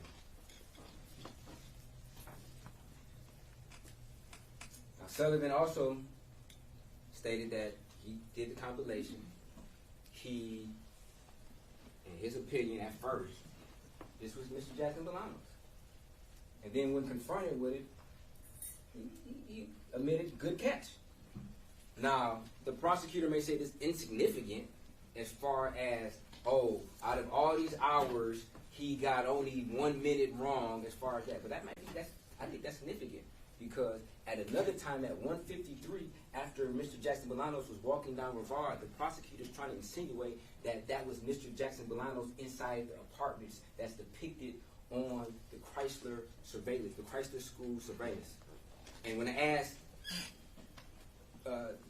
Sergeant Sullivan about it, he was saying, oh, I can't say that's him. Legally, I can't say that's him. And I'm like, you don't even know whether or not that person came checking on their car. That's their particular car that came out their apartment. No, I don't. I don't even know that. But then they're trying to insinuate that they know that that's Mr. Jackson-Bolanos.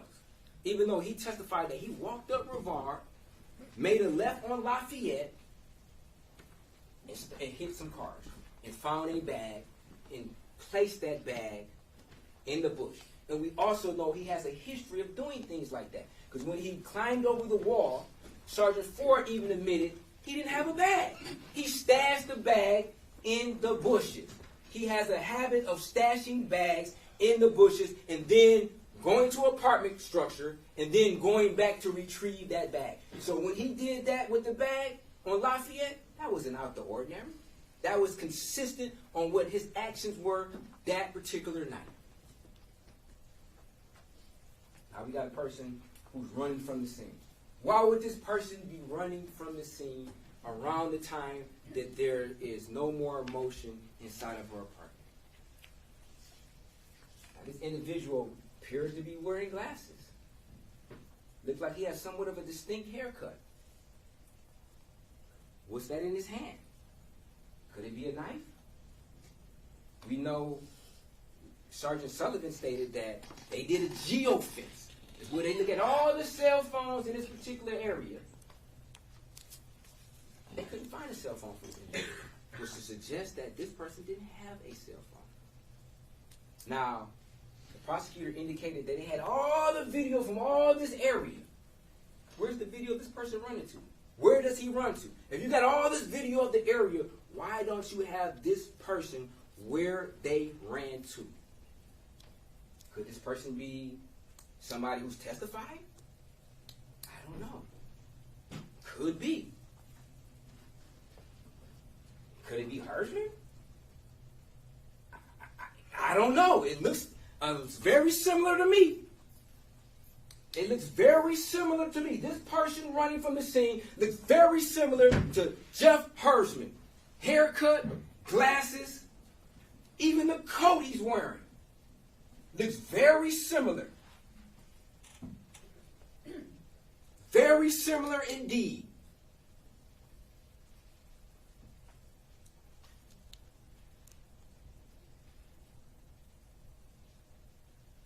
Now, why don't we have the video of where this person ran to? Why would this person just take off running from the scene at 124? Who was tasked with getting the video surveillance? Sullivan says Sergeant Ford. He said he knows Sergeant Ford was supposed to get the video surveillance from 1301 Orleans. He pointed the finger at Sergeant Ford. Like he knows he did it. Because Sergeant Sullivan said, oh, I wasn't supposed to do it. I wasn't supposed to get the decoder cut. Then when Sergeant Ford got on the stand, I asked him, did you get this video footage from 1301 Orleans, a.k.a. Lafayette Towers? And he said no. And I said, if Sergeant Sullivan testified that you were supposed to get the video from 1301 Orleans, would that be true? And he said no, he must be confused. So I guess we just don't get that video footage. Even though we got hours upon hours of Mr. Jackson-Bolanos walking around, taking candy from cars, filling with handles. We got all this footage, but we don't have no footage of somebody running from the scene at 124 around the same time that her ADT goes into item. Now, if she's trying to manipulate her phone and can't do it because her hands are covered with blood, which her phone looks like it's covered in blood, then it would show some activity on the phone. It could show in an unlocking of the phone. Then they said it was some text messages. The app came up. If the app came up, where are the messages? From somebody or to somebody? That could just been a mistake. That could have just been her fidgeting with her phone and her accidentally opening the app. Because if nobody's sending you a text message, why would you open the app? If you're not sending out a text message, why would you open the app up? The last text message was way prior to that. Then we had the interrogation. We had Sergeant Stephen Ford. Ford says that your whole body made it easy to track you. But then he states that this is not Mr. Jackson-Bolanos, which we know this is Mr. Jackson-Bolanos. Why did he say that? Could it be that he knew or heard the testimony that Sergeant Sullivan submitted when he admitted that he was wrong, and Sergeant Ford was afraid to look like he was wrong, so he prematurely said, oh, no, this is not Jackson-Bolanos. Then who is it then? They call somebody else Mr. Jackson-Bolanos that is not Mr. Jackson-Bolanos, and then they call Mr. Jackson-Bolanos somebody else.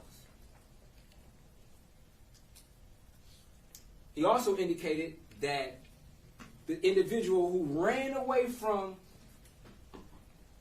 the scene, who was by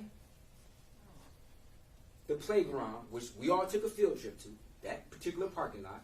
We also looked to the east and saw this playground. This is where the person ran from. then Sergeant Ford indicated that that particular area is not Lafayette Tower. He said it's the pavilion. The pavilion's in a whole different location. The pavilion's at the top of the screen. Now, if you don't even know the location of where this person ran to, how are you going to be able to extract the video if you don't know where he even ran to, which was obvious of anybody who went to the scene and looked at the video where this person would have ran to and what particular buildings you would want to go to try to extract the video. But we just don't have the video at all, and we don't never know where this person ran to. But we do have some type of indication of who that person is. Now, Sergeant Ford, in his interrogation of Mr. Jackson-Bolanos, which was totally different than Jeff Hersman's interrogation, used deceit, telling him that we have you going past the threshold. We know you went inside her apartment. Repeatedly kept saying her. Repeatedly kept referring to her. And then when Mr. Jackson-Bolanos responds to it, what does he say? I mean, this is just over and over again. We're going through this. Right, and we're going through it. You guys are homicide, bro. I'm not in the same fucking field.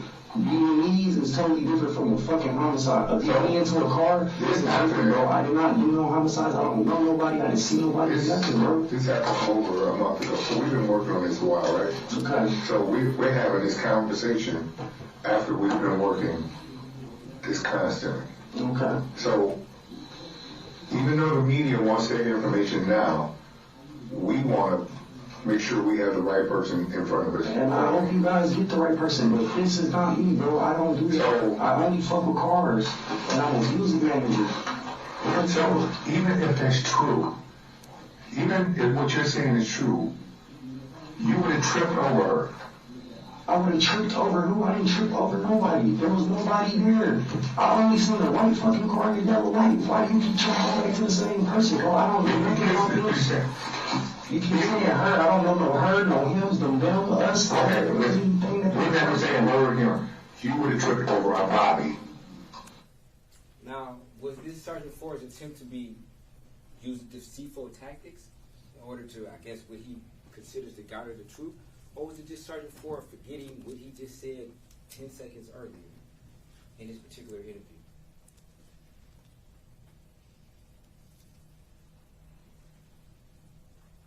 We had Patrick Lane, who originally started this interview with Mr. Jackson-Bolanos, who indicated that this particular interview or his inquiry was based upon some glasses that were pawned at a pawn shop. Now, if you're sitting in a police station and and detectives are interviewing you about some very expensive glasses, one could be like, hey, I didn't rob nobody to get these glasses, because especially if you have the knowledge of people get killed for these glasses. Anybody knows about Cartier glasses? People shoot individuals for these glasses. People rob people for these glasses. There's been a lot of death in this city alone for these glasses for years, for decades. People have been getting killed for these Cartier glasses since I was young. So if you're being questioned, of course you're like, hey, I didn't rob nobody for it. I found these glasses. And then they shift the interview to talk about cars. Didn't say what day.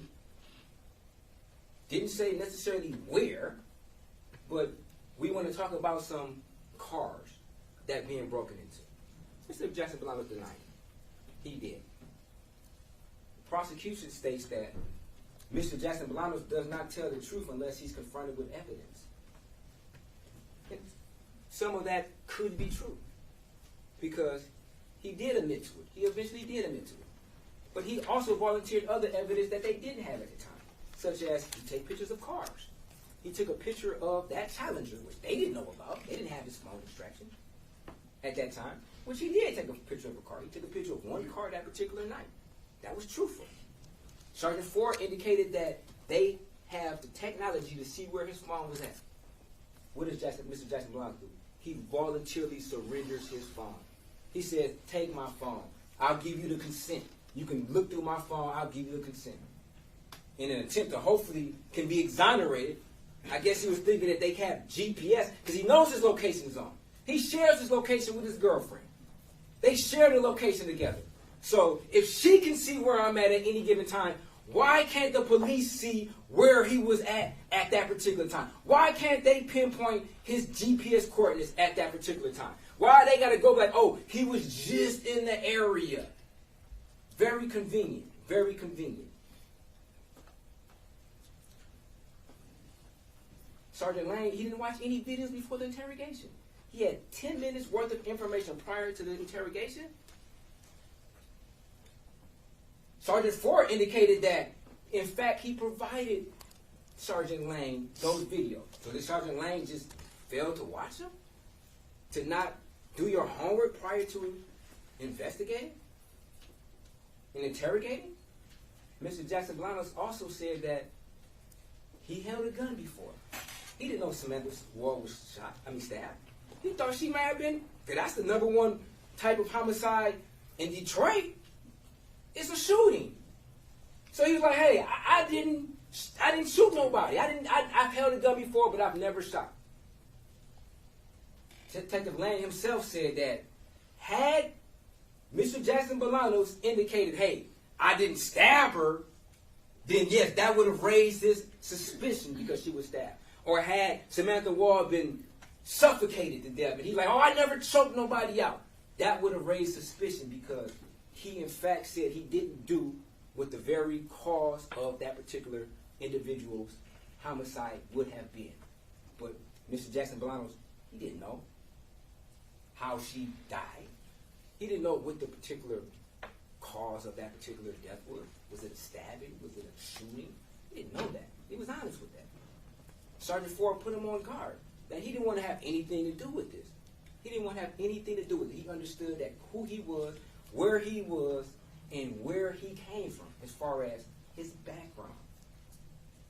Sergeant Ford also said that himself, like, we know your background. We've done our homework on you.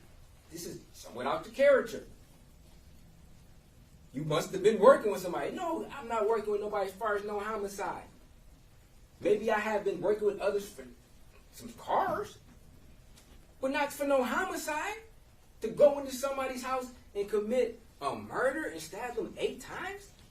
And where she was stabbed at, this was very strategic.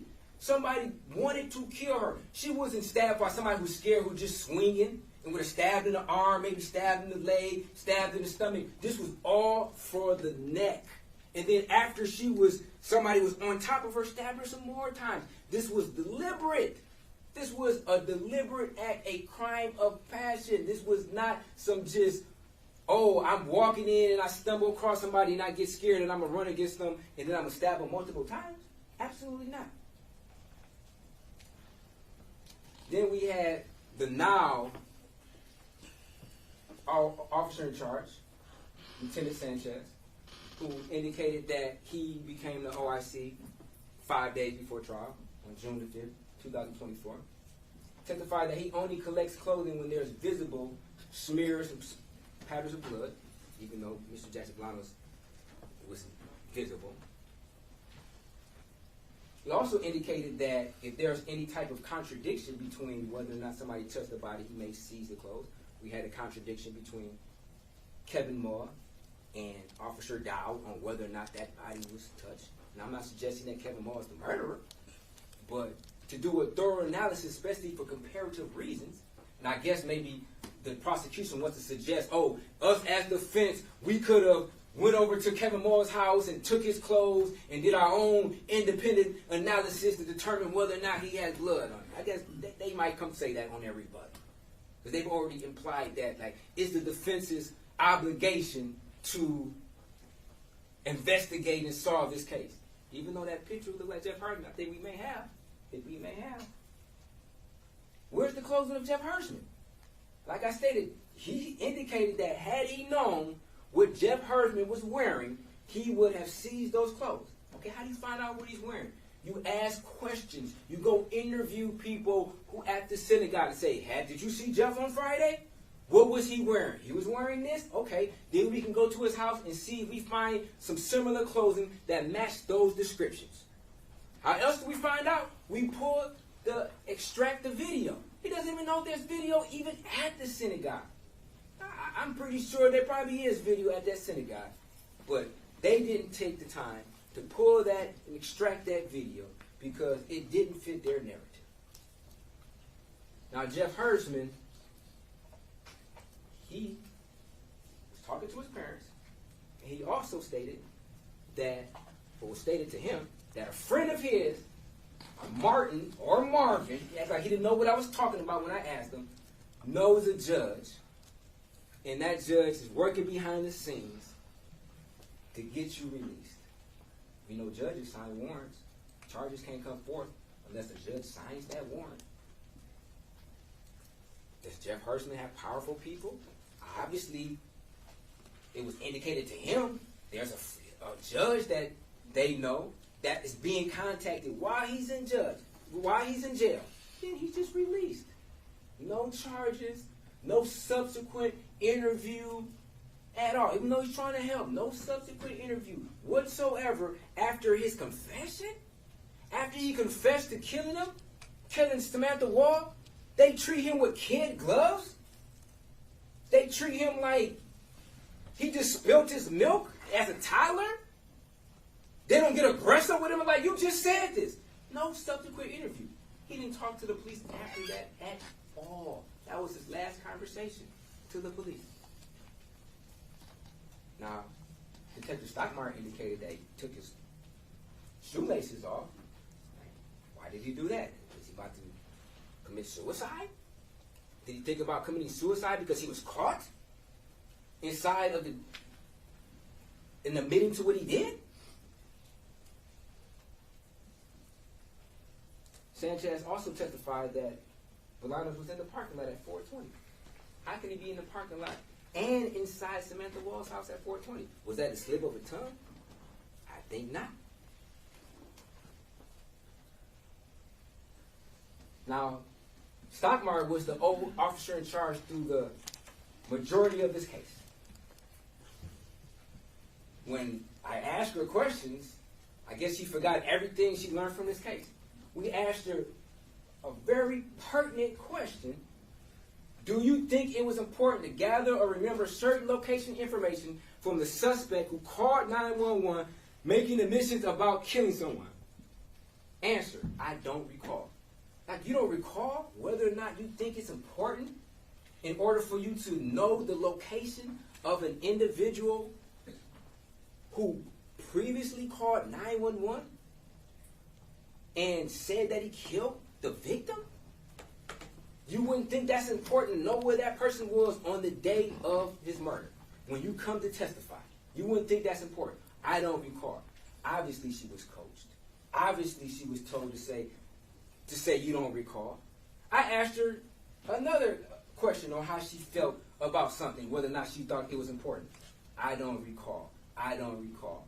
She doesn't recall anything? You don't as the officer in charge, you don't recall what you did as part of your investigation? And Lieutenant Sanchez only became the officer in charge on June 5th, 5 days before this trial? Now we're in this trial, and you're testifying, and you don't remember anything? Doesn't recall thinking it's important to investigate a stalker with no geolocation information during the time of the murder, who has the key to the home of the victim. She doesn't recall if that's important. Doesn't currently know whether she thinks it's important to investigate a stalker with no geolocation at all, who has the key to the home of the victim. Who had knowledge of her key? Obviously, her lockbox is empty. There's a key on the ground. Why is this key on the ground?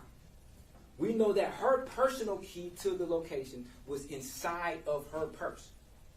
This is not the key she uses. We heard from Sherry Berger, this is the key that she obtained from Samantha Woll when she visited. This is her spare key that she keeps in this lockbox. We also heard testimony that this particular lockbox was unlocked. The code was already entered into it. All they had to do was depress the particular latch, and obviously the lockbox came open and it's empty. Now, when you go into your deliberation, you're going to get jury instructions. They want you guys to wrongfully convict Mr. Jackson-Bolanos of first-degree felony murder. They cannot meet any of their elements to this crime. Mr. Jackson-Bolanos did not cause the death of Samantha Woll at all. She died from stab wounds, yes, but not anything that was inflicted by Mr. Jackson-Bolanos.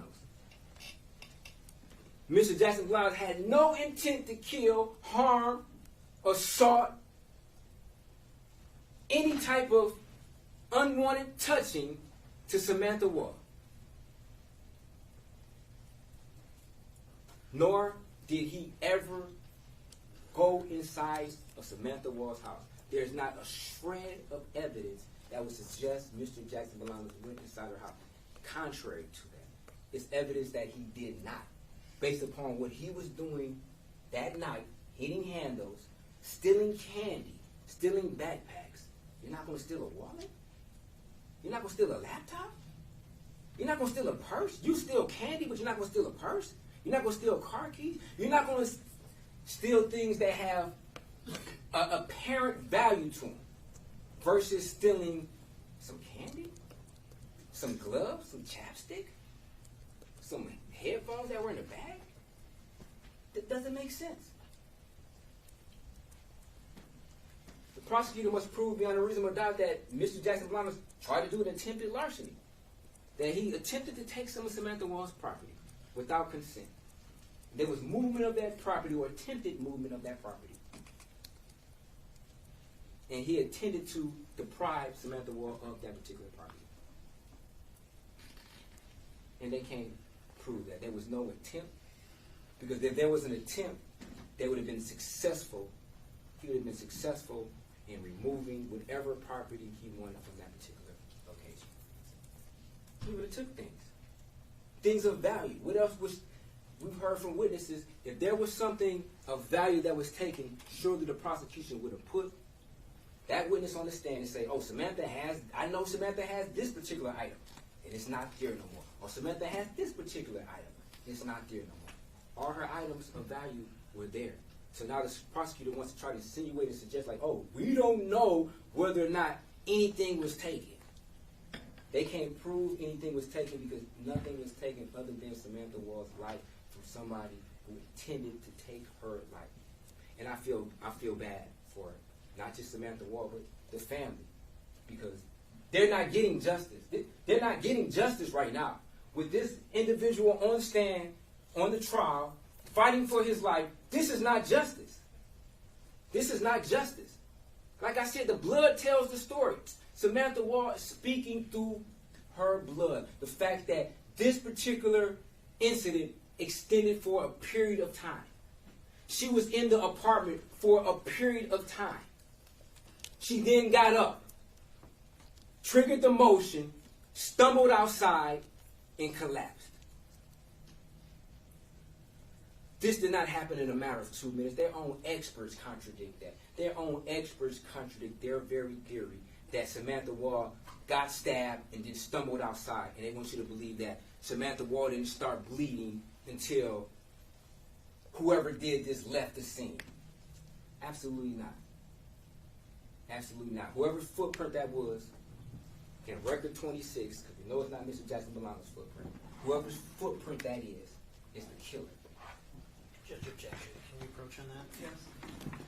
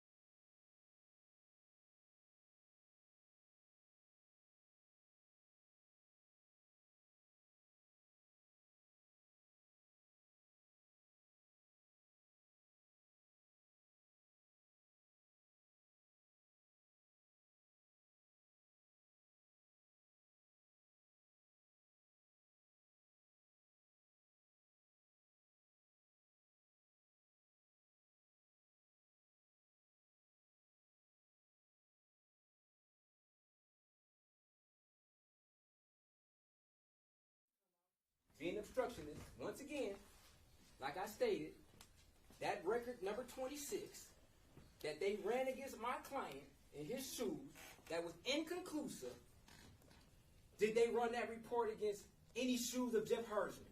Absolutely not. Absolutely not. Had they did it, would they have found a match? Probably so. Probably so.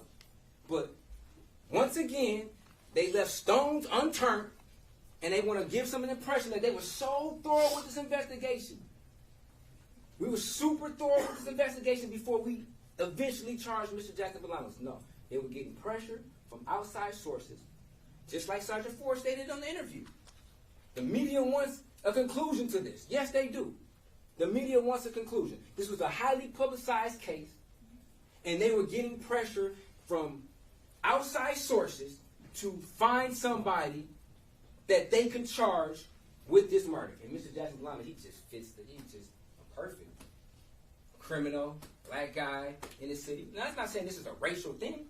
I'm not saying this is a racial thing at all, but this guy with a criminal past who's in a situation and in a location that he should not be in, he is committing crimes. We're not taking that away. He is committing petty larcenies. But he's no murderer. And they cannot prove beyond a reasonable doubt that he's a murderer at all.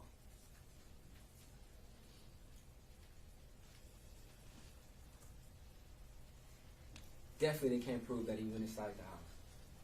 Because the truth begets truth. Lies beget lies. It's like when Ford, how you going to be deceptive with somebody and then expect truth? Especially when you put people on guard. See, like the truth is like water. And what I mean that, it's not just because we need the truth to survive, like we need water to survive. The truth is like water in the sense that if I take this bottle of water right now and I pour some gasoline in this water and I shake it up, then I drink the water.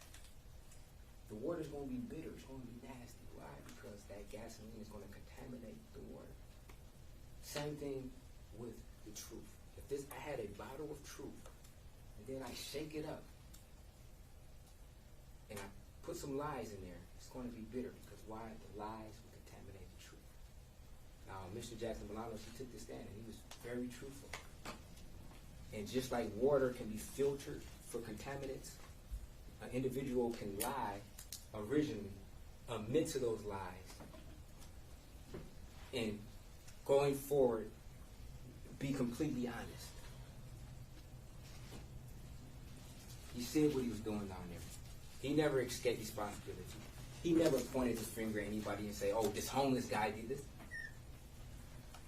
Even the detective himself said that. He never tried to point the blame at anybody and say, yeah, I saw a homeless person buy this or could have did that. No, the homeless person was on the other side of the street. Couldn't have did that. At all.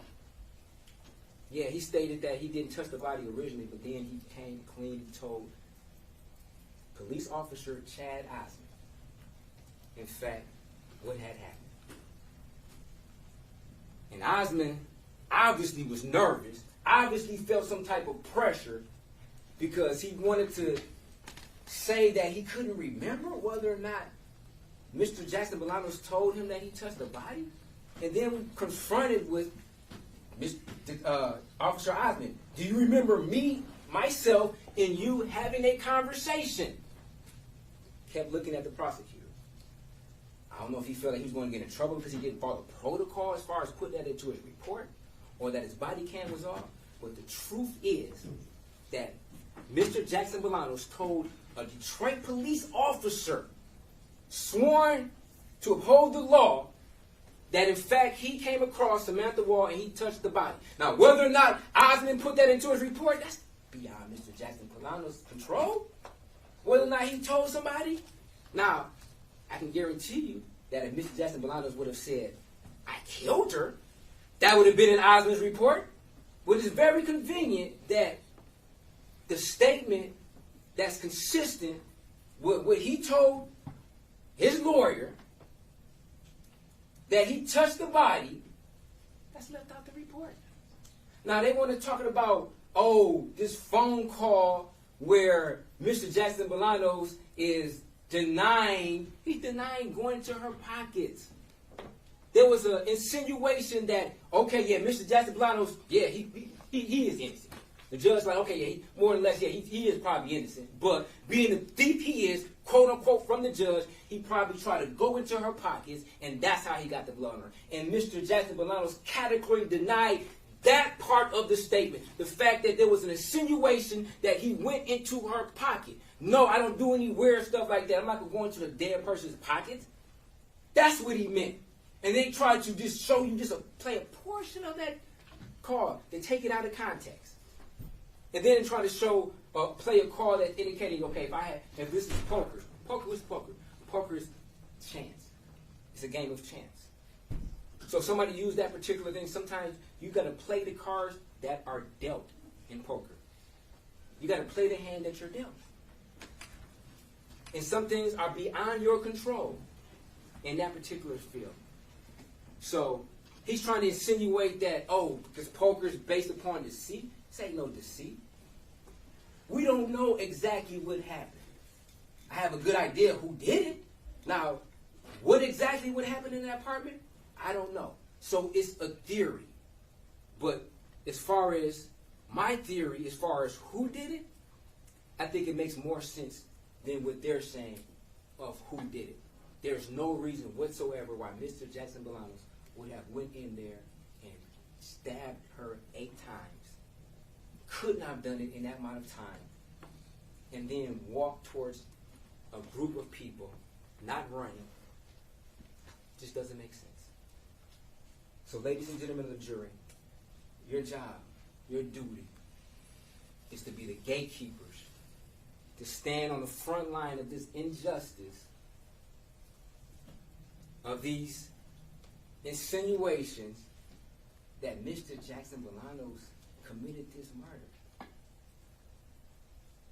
I don't know if they believe it themselves. Lieutenant Sanchez, he's seeing the picture of Jeff Hersman in the running. A light bulb might have shifted on in his head. And after you guys do your job, because that's what they want you to do. They want you to do their job. They want you to say, because it's a possibility. They're not doing their job. They're not showing the work on how Mr. Jackson-Bolanos could have been inside that house. They're not showing the work. They just jump into a conclusion saying, he was in the area, therefore he did it. You got to show your work. Just like when we was in elementary school and we had long division. When they asked you, was 757 divided by 41? We couldn't just give an answer. We had to divide and do the subtraction. We had to show our work on how we got to that conclusion. They just jumped into a conclusion. They want to show you all this misdirection. We interviewed hers and then we did this. Where's the proof that Mr. Jackson-Bolanos went inside this house? It doesn't exist. Where's the proof that he had an attempt to go in there to commit an assault or a larceny? There's no proof. So, ladies and gentlemen of the jury, we ask you to do your job as jurors and see that the prosecution has failed to meet their burden beyond any type of doubt. Any doubt. A reasonable doubt. There's no doubt at all that Mr. Jackson-Bolanos is innocent. Not just not guilty, he's innocent. It's not just that the prosecutor hasn't proved their burden. It's that there's so much evidence that would suggest that another individual committed this particular murder. And as long as that is evident, you must come back with a not guilty on the charges. And in regards to the lying to the police officer,